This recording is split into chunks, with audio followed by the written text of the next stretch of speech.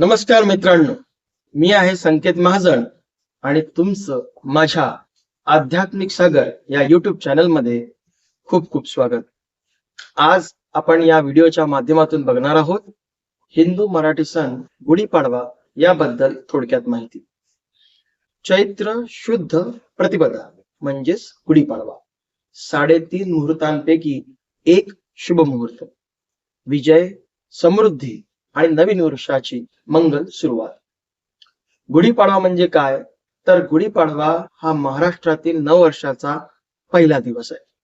हिंदू पंचांगानुसार चैत्र हा वर्षातील पहिला महिना आहे, म्हणून या दिवशी वर्षारंभ आपण साजरा करतो.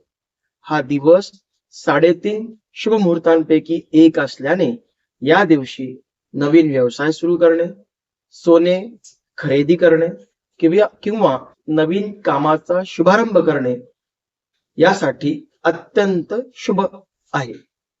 गुढीचे महत्व काय? गुढी म्हणजेच ब्रह्मध्वज. गुढीला ब्रह्मध्वज असं म्हणतात. ब्रह्मध्वज म्हणजेच गुढी हा विजय, मंगलता आणि समृद्धीचे प्रतीक आहे. गुढीपाडव्यापासून चैत्र नवरात्राची सुरुवात होते. शास्त्रानुसार याच दिवशी ब्रह्मदेवाने सृष्टीची निर्मिती सुरू केली होती, म्हणून या सृष्टीचा आरंभ दिवस असंही म्हटलं जातं. आता आपण थोडक्यात बघूयात गुढी कशी उभारायची आणि गुढीची विधिवत पूजा कशी करायची. सर्वात प्रथम अभ्यंग स्नान करायचे. आपण अंगणामध्ये रांगोळी काढायची आणि प्रवेशद्वारावर आंब्याच्या पानाचे तोरण बांधायचे. ज्या काठीवर आपण गुढी उभारणार आहोत ती काठी स्वच्छ तेलाने पुसायची. नंतर तिला गरम पाण्याने स्नान घालायचंय. त्या काठीला स्नान झाल्यावर स्वच्छ पुसून घ्यायचं आणि हळदी कुंकवाचे पट्टे काढायचे. काठीच्या टोकावर भरजरी वस्त्र नेसवायचंय. त्याच्या समवेत कडुलिंबाचा पाला, फुलांची माळ आणि साखरेच्या गाठी एका सूत्राने पक्क्या बांधायच्या आहेत. काठीवर भरजरी वस्त्र आपण जिथे बांधलंय त्याच्याच वर कुंकुवाने स्वस्तिक काढलेला एक तांब्याचा किंवा चांदीचा कलश ठेवायचा आहे आणि कलश हा उपडा ठेवायचा आहे. गुढी आपल्या घराच्या प्रवेशद्वारावर शक्यतो उभी करून पक्की बांधावी. प्रवेशद्वारावर शक्य नसेल तर तुम्ही ती खिडकीत किंवा गॅलरीत सुद्धा बांधू शकता किंवा उभारू शकता. जसं मी तुम्हाला सांगितलं की गुढीला उभारताना त्याच्या टोकावर आपल्याला कडुलिंबाचा पाला बांधायचा आहे. तर या दिवशी कडुलिंबाचं खूप महत्व आहे. या दिवशी कडुलिंब, गूळ, हिंग, जिरे आणि ओवा याचं मिश्रण करून सेवन केलं जातं. जीवनातील गोड आणि कडू अनुभव स्वीकारण्याचा हा एक प्रतिकात्मक संदेश आहे. कडुलिंबाचे औषधी गुणधर्म आपल्या सगळ्यांनाच माहिती आहेत. ते आपल्या आरोग्यासाठी अतिशय हितकारक मानले जातात.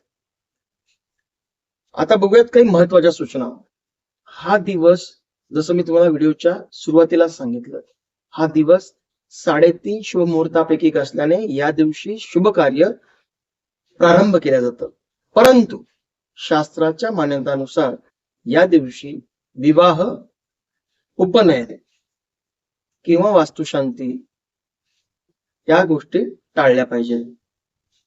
घरातील देवपूजा आणि गुढीची पंचोपचाराने पूजा झाल्यानंतर आपल्या घरात जर पंचांग असेल नवीन वर्षाचं तर त्या पंचांगाची सुद्धा आपण षोडोपचाराने पूजा करायची आहे.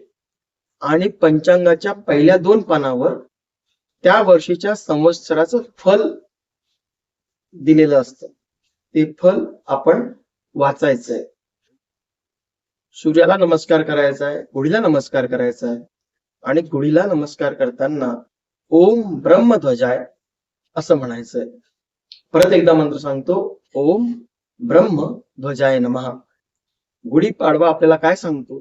तर गुढीपाडवा आपल्याला हे सांगतो की हे नवीन वर्ष फक्त कॅलेंडर बदल करण्यासाठी नाही, तर आपल्यामध्ये सुद्धा आपल्याला बदल करायचा आहे. तर तो बदल कोणता आहे? तर आपले विचार, आपली ऊर्जा आणि आपल्यामध्ये सकारात्मकतेची नवीन सुरुवात करायची आहे. हे नवीन संवत्सर, नवीन वर्ष आपल्याला आनंद, आरोग्य, समृद्धी आणि शांततेचा जावो. सर्वत्र सुख, समाधान आणि मंगलमय वातावरणाची निर्मिती हो. आपल्यावर आलेलं जे तिसऱ्या महायुद्धाचं संकट आहे ते सुद्धा संकटां नाश हो किंवा त्याचं निरसन हो अशीच मी ईश्वराच्या चरणी प्रार्थना करतो. आपल्याला व आपल्या कुटुंबाला माझ्याकडून नूतन संवत्सरांच्या खूप खूप शुभेच्छा. शुभ गुढीपाडवा. आपल्याला हा व्हिडिओ आवडला असल्यास लाईक करा, शेअर करा, चॅनलला सबस्क्राईब करा. परत भेटूया पुन्हा एकदा एका नवीन व्हिडिओमध्ये. तोपर्यंत नमस्कार. अवधूत चिंतन. श्री गुरुदेव दत्त. जय श्रीराम.